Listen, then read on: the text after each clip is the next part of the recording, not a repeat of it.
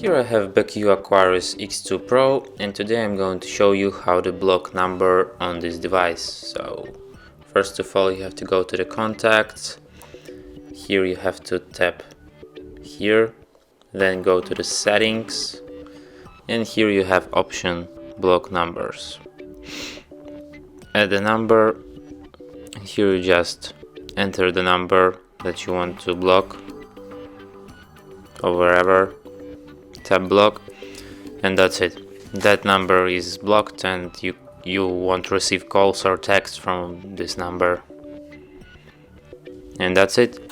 Thanks for watching. If you find this tutorial useful, don't forget to hit that like button and subscribe to our channel.